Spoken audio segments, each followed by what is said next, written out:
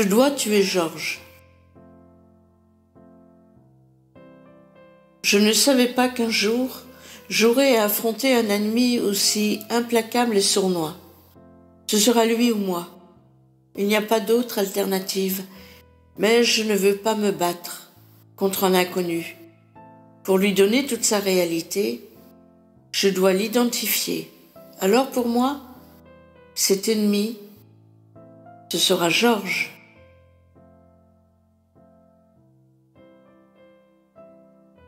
J'ai toujours aimé les fruits de mer, les crustacés surtout. Je les adore et les consomme à toutes les sauces, mais là j'avoue ma réticence. Faut pas m'imposer les choses.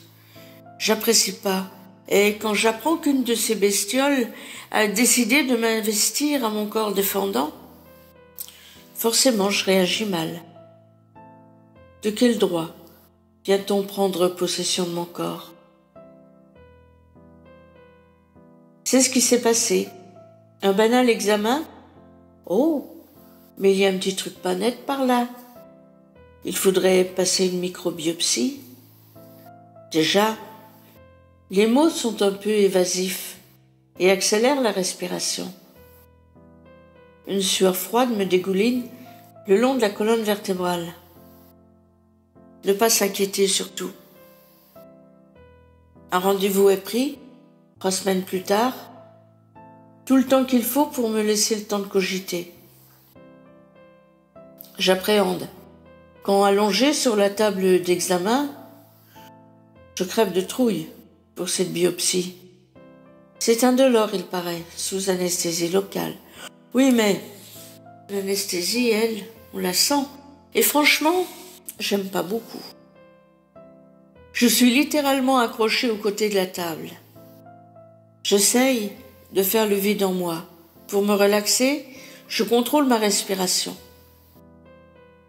En fin de compte, c'est pas si douloureux que ça, juste désagréable. Mais le pire, c'est l'attente. Au bout de combien de temps saurai-je? 15 jours plus tard, je reçois du labo une facture de 179 €. Ah la vache, ils n'y vont pas par le dos de la cuillère. Bon, je vais attendre un peu pour régler la note. Je n'ai pas les résultats avec. Ils sont transmis à mon médecin traitant et à ma gynécologue.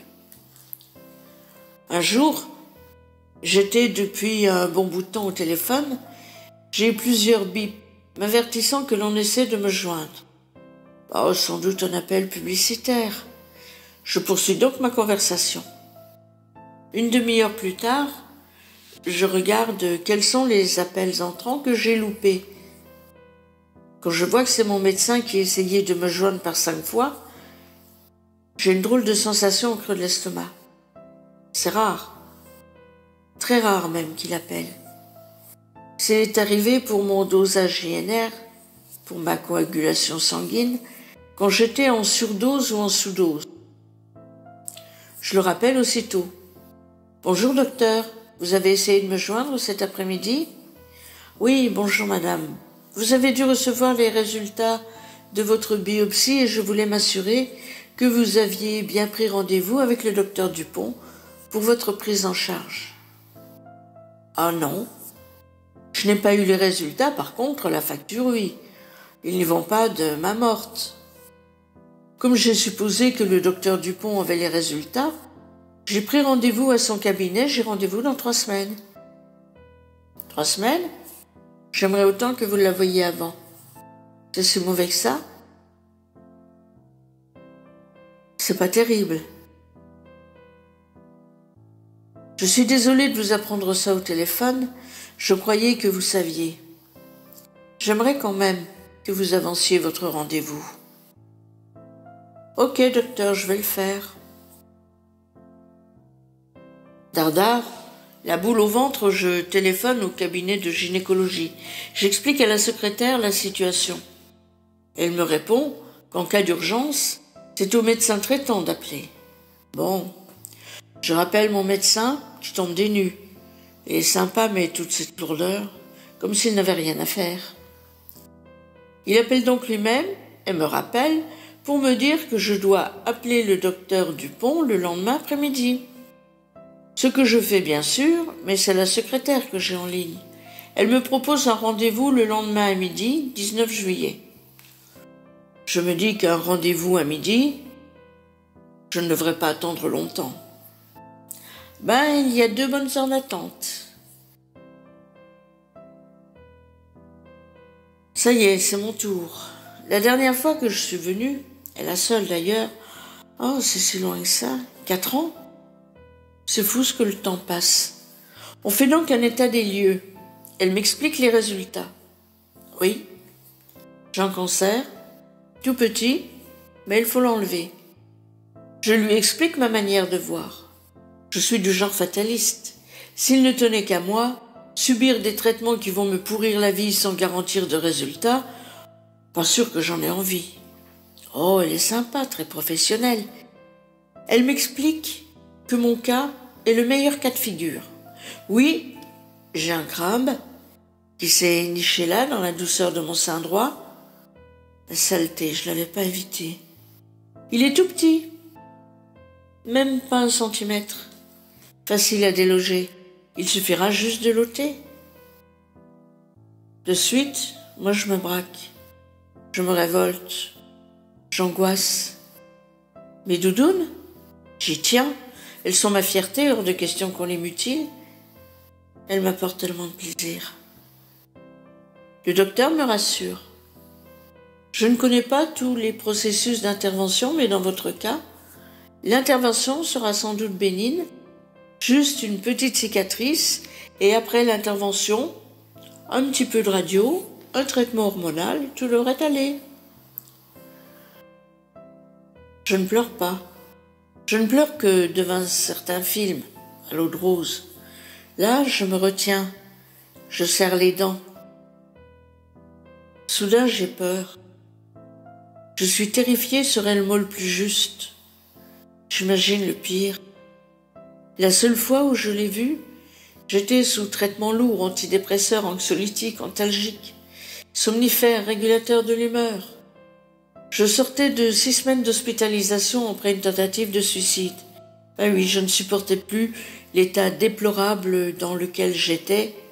J'étais devenue un légume, à cause des effets indésirables de ces traitements pris durant plus de 40 ans, sur prescription médicale et sans interruption. Je lui dis mon long combat pour parvenir à me désintoxiquer, le manque d'écoute du corps médical, quand je demandais l'arrêt de ces traitements, et enfin, ma renaissance, grâce à un nouveau thérapeute qui m'avait prise en charge à ma sortie d'hôpital. 2 ans avaient été nécessaires pour me désintoxiquer, complètement. J'étais redevenue une femme créative, en pleine possession de ses moyens. Oui, je lui ai raconté tout cela. Les bouquins que j'avais publiés, oh, pas grand-chose, certes, de la poésie, mais aussi un autre bouquin qui racontait justement cette lente descente dans l'enfer des psychotropes et qui était en passe d'être édité par une vraie maison d'édition. Je lui dis que j'étais en quelque sorte devenue allergique à la médecine traditionnelle et que depuis ma résurrection, j'avais pris l'habitude de me soigner par les médecines naturelles et elles étaient efficaces. Je lui ai parlé du Zona de l'année précédente, dont j'avais réussi à calmer les douleurs intolérables avec une synergie d'huiles essentielles et du vinaigre de cidre bio. Bien entendu, je lui ai parlé de la fibromyalgie dont je souffrais depuis plus de 6 mois et dont je calmais l'intensité des douleurs avec des produits naturels, glucosamine chondroïtine et synergie d'huiles essentielles diluées dans du miel, encens, curcuma, gingembre, laurier noble, menthe poivrée. Si les douleurs ne disparaissaient pas complètement, elles étaient plus supportables, et le rhumatologue consulté m'avait dit qu'il ne ferait pas mieux. Alors pour moi, il était hors de question que je retombe dans ce cycle infernal des lourds traitements médicamenteux, dont les effets indésirables, nombreux, me rendraient encore plus malade. Comme je refuse également une intervention au niveau local, trop de mauvais souvenirs avec cet hôpital en qui je n'ai aucune confiance, Madame Dupont m'adresse directement à l'Institut de cancérologie de Lorraine. Elle me prend un rendez-vous et met en place le parcours sain. Mais en période de disette et de vacances, les délais sont un peu plus longs. J'ai donc rendez-vous 3 semaines plus tard.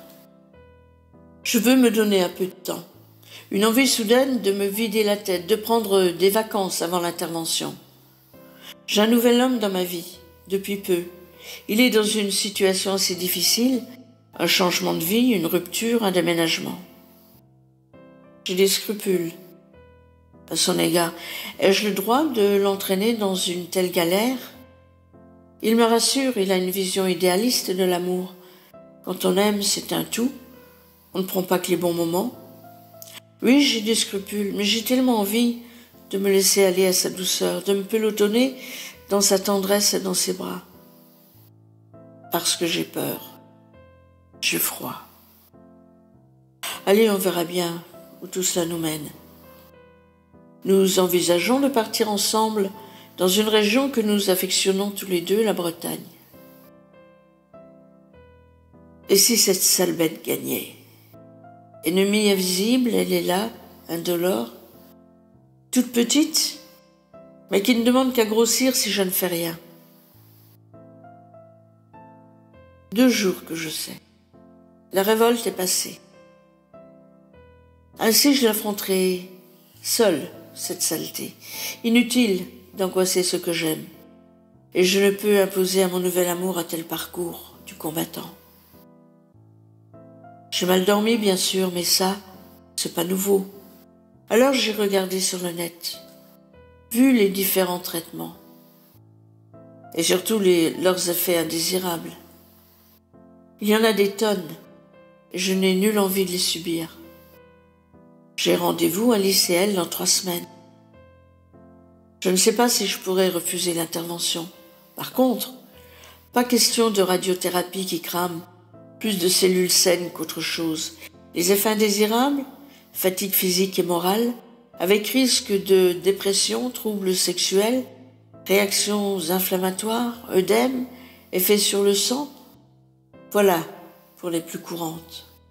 La chimio? N'en parlons même pas. Tout comme l'hormonothérapie. 3e jour. Il est 5h45, je suis debout, réveillée depuis 3 heures. J'ai les idées claires, en paix avec moi-même. C'est canicule aujourd'hui. Il fait 17 degrés. Le ciel est magnifique. Le soleil, encore caché derrière la colline. J'ai ouvert en grand mes fenêtres, tant que la fraîcheur est encore là. Ainsi donc, j'ai un nouveau compagnon que je n'avais pas sollicité. Il s'est installé en moi à mon insu, alors comme je suis bonne fille, et quelqu'un de très accueillant, je vais bien m'occuper de lui. Tiens, si je lui donnais un prénom.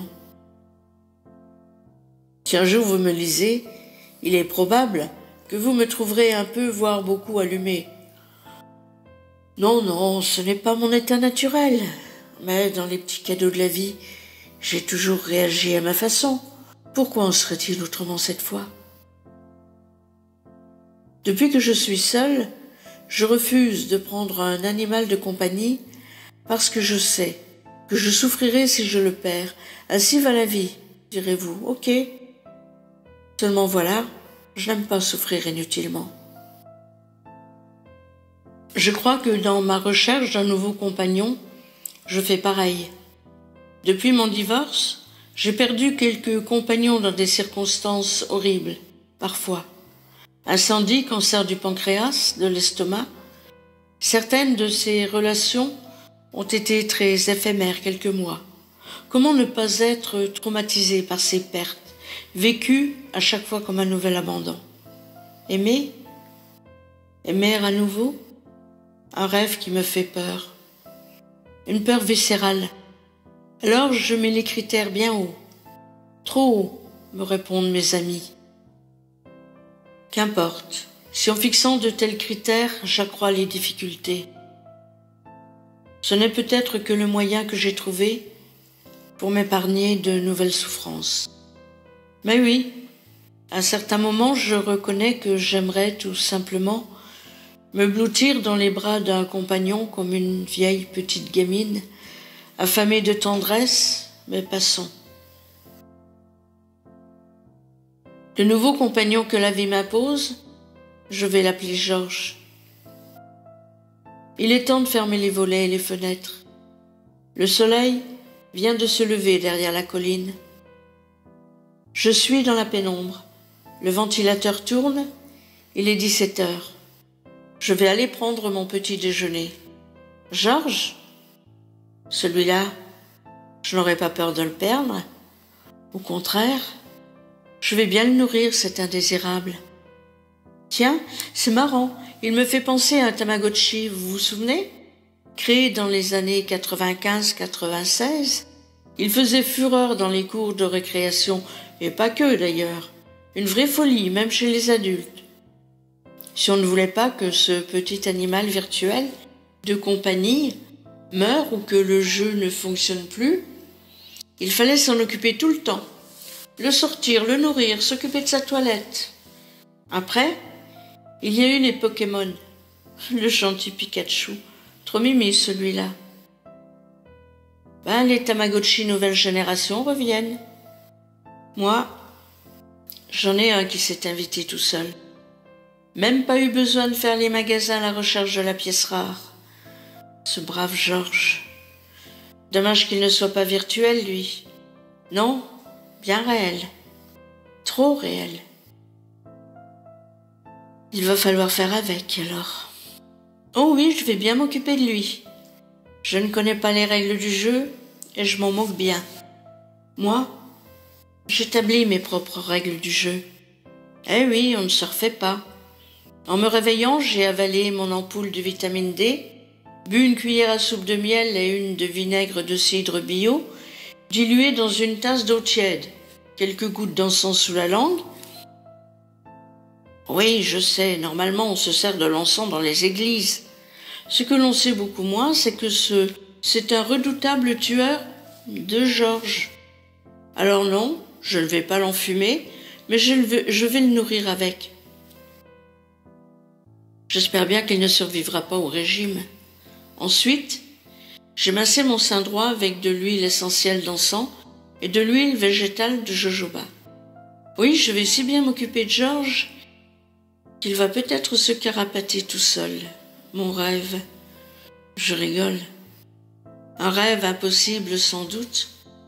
Mais je ne vais pas rester comme ça, les bras croisés, à me morfondre en attendant ma consultation lycéenne. Non, sûrement pas. Et puis quoi encore? Le laisser grandir en moi sans rien faire? Finalement, c'est mieux de se battre seul. Personne pour vous contredire. Si j'utilise ces remèdes naturels, je n'ai rien inventé, ça n'a pas germé comme ça dans ma petite tête. Je lis beaucoup. Trop, diront les mauvaises langues.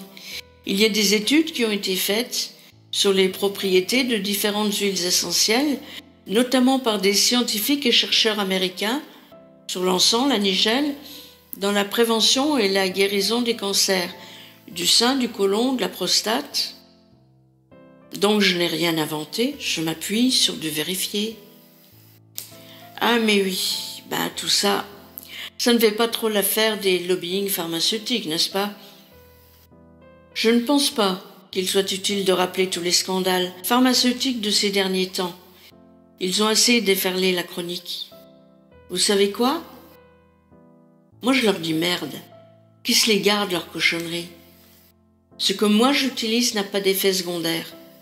Bien sûr je fais gaffe, je ne fais pas n'importe quoi.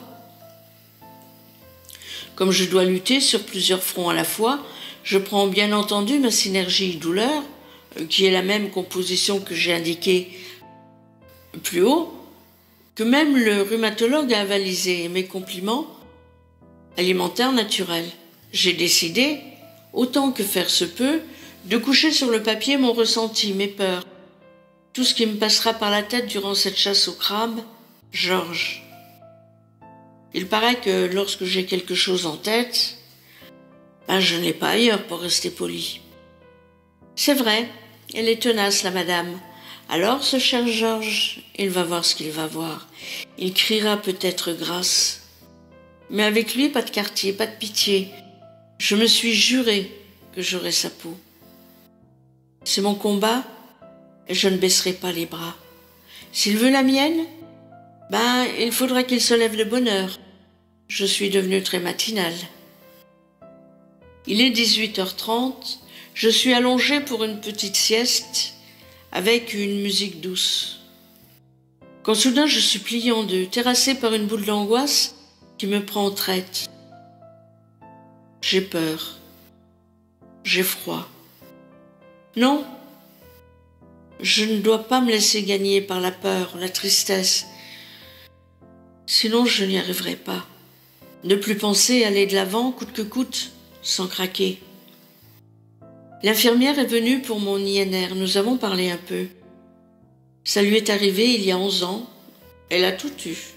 Intervention, radio, chimio, hormonaux, avec tout leur cortège d'effets indésirables. Sale moment. Mais enfin, me dit-elle, maintenant je suis là. Elle a également été soignée à l'ICL. Je lui fais part de mes décisions, elle me comprend. Chacun est libre de ses choix. Pourvu que je tienne le coup. C'est pour ça que je dois écrire tout ce que j'ai en tête. 4e jour. Ce matin, je reçois un coup de fil de l'ICL. Ils ont réussi à me caser un premier rendez-vous dans une semaine. J'espère arriver à convaincre le chirurgien. Je croyais être seule à m'engager dans ce parcours, ne me sentant pas le droit d'entraîner mon nouvel ami dans cette galère. Mais il ne semble pas vouloir en tenir compte, alors qui vivra verra. Mais comment n'aurais-je pas de scrupules alors qu'il se remet d'un infarctus et qu'il lui faut éviter tout type de stress. Plus c'est un anxieux de nature. Il fait très chaud, c'est la canicule. Moi, j'ai presque froid. Cet après-midi, je suis allée voir mon médecin traitant. Il me faisait la prise en charge d'un VSL. Le pauvre. Il était encore tout désolé de m'avoir dévoilé le mistigris au téléphone. Pas grave, lui ai-je dit, il fallait bien que je l'apprenne d'une manière ou d'une autre. Et comment vous sentez-vous? Très bien, compte tenu des circonstances. Je lui ai expliqué ma façon de voir les choses. Je l'ai fait rire quand je lui ai dit que je l'avais appelé Georges. Oh, il était sceptique forcément, c'est pas le discours habituel. Je lui ai quand même rappelé mon parcours et l'état dans lequel j'étais fin 2014. Aujourd'hui, je suis clean, mais il m'a fallu plus de 2 ans pour le devenir. La première fois que je l'avais vu, je lui avais fait part de mes nombreuses requêtes au sujet de l'arrêt de mes traitements. Il avait été très réservé sur le sujet. Vous aviez un traitement lourd pour votre bipolarité quand même. Une bipolarité qui n'existait que dans le cerveau de la soi-disant psy qui m'avait prise en charge lors de mon hospitalisation, un diagnostic posé à peine 2 jours après mon arrivée, alors que le CHU de Nancy est référencé comme centre expert dans les maladies bipolaires. Un peu léger quand même le diagnostic de la dame. Mais c'est vrai, nous étions début décembre. Elle avait peut-être un certain quota de bipolaire à fournir pour la fin de l'année. Nous avons discuté un bon bout de temps sur le sujet. Non, les médecins n'ont pas toujours raison. Si réellement j'avais souffert de bipolarité, je n'en serais sûrement pas là, en pleine possession de mes moyens, avec toute ma créativité revenue. Alors, bien sûr, ce que je demandais n'était pas habituel, mais qui pouvait aujourd'hui me certifier que le déballage de toute leur artillerie lourde serait plus efficace que ce que moi je voulais faire. 5e jour, 4 heures ce matin, je me suis réveillée. Je vais ouvrir les fenêtres pour faire de la fraîcheur. Je me recouche jusqu'à 5 heures, sans parvenir à me rendormir, trop perdue dans mes pensées. Allons, il est temps de m'occuper de Georges, vénard. Maintenant c'est lui qui passe en premier. Allez, 2 gouttes d'encens sous la langue, et ensuite le massage. Il dure 20 minutes. le temps de regarder le replay d'une série que je n'avais pas vue.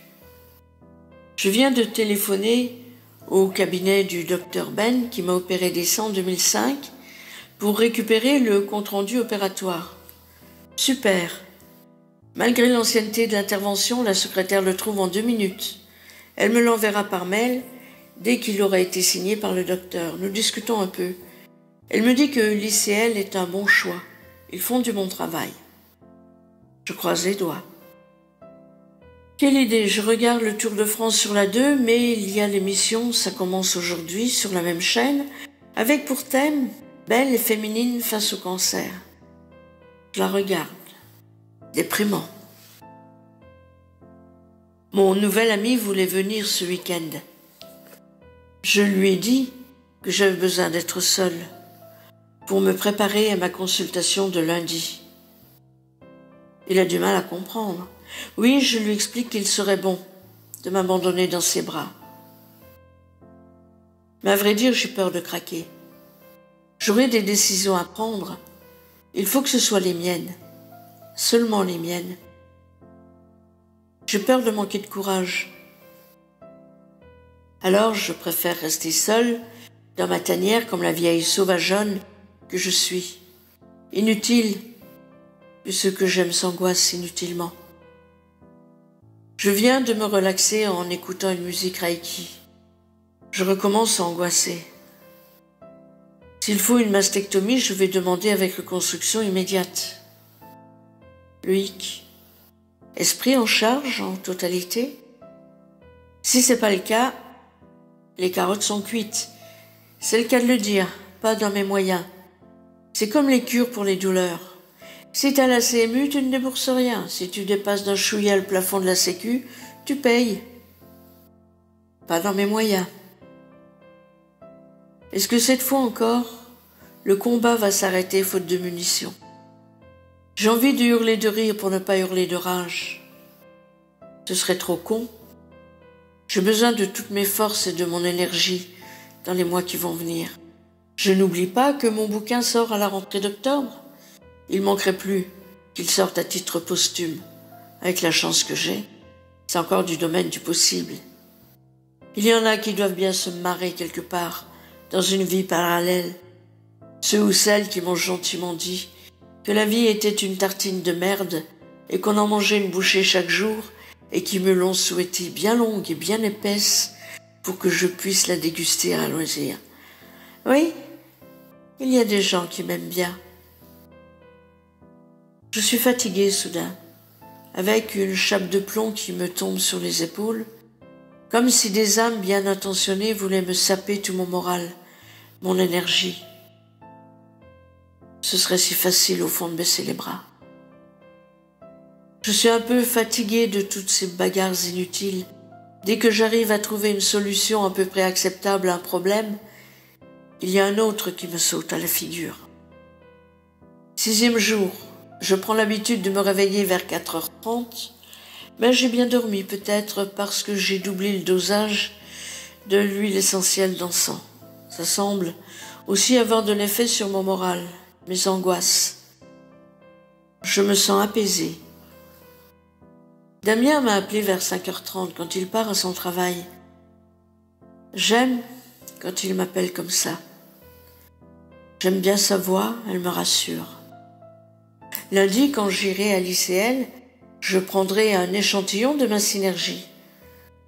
350 grammes de miel, plus huile d'encens, curcuma, citron, cannelle de Ceylan, genévrier, gingembre, laurier noble, menthe poivrée, 100 gouttes de chaque, sauf pour l'encens, 200 gouttes. Ainsi que celle que j'utilise en massage. Huile végétale de Nigel, 80 ml, et huile d'encens, 20 ml. Ils pourront ainsi voir ce que je prends. Ce week-end, je serai seule. Damien voulait venir. Je l'en ai dissuadé. S'il vient, j'ai peur de craquer. Je me sens fragilisée devant l'amour et la tendresse. Et j'ai besoin de rester forte. Je viens de passer un bon moment au téléphone avec lui. C'est bon de l'entendre. Ah, il est tenace. Ça me fait mal au cœur de lui dire « Attendons un peu ». Mais je n'ai pas cédé, je ne peux pas. Oh, un orage qui se prépare. Ça ne me rassure pas du tout. Alors je ferme tout. J'aime pas les orages. 7e jour. Pas la forme ce matin. J'ai cogité toute la nuit. Réveillée à 5 heures, je me suis occupée de Georges. Des tas de doutes m'assaillent. Alors, je vais sur le net, avide d'y trouver des infos, des témoignages. Peut-être envie d'être rassurée. Je suis sur le forum des impatientes sur le cancer du sein. Je suis plus terrorisée que jamais. Or, comme je suis pour des solutions radicales, étant donné que je ne veux ni radiothérapie, ni chimio, ni hormonaux, je m'étais dit, allez, on va faire table rase, avec une double mastectomie avec reconstruction immédiate.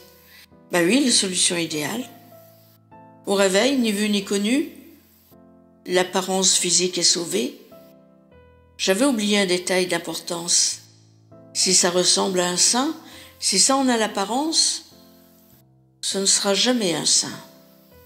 Beaucoup de femmes se contentent de cette solution, la moins pire. Comment expliquer que moi, je ne peux pas imaginer que j'aurai de beaux ballons de baudruche qui ne ressentiront plus rien? J'ai peut-être une sensibilité exacerbée à ce niveau, je n'en sais rien. Qui peut comprendre l'importance que j'y accorde? À qui expliquer ces magnifiques sensations? La caresse du vent ou du soleil sur la peau d'un sein qui se tend? La caresse d'une main, d'un baiser? Ben oui, désolé si je choque, mais c'est cette partie de mon corps qui me procure le plus de plaisir. Je prends un pied d'enfer quand on s'occupe de mes chères doudounes.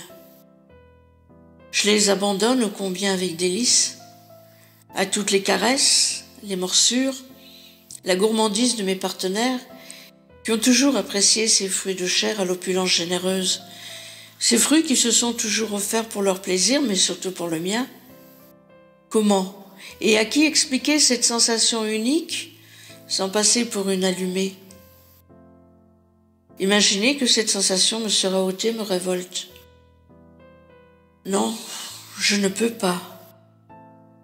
Je ne peux pas.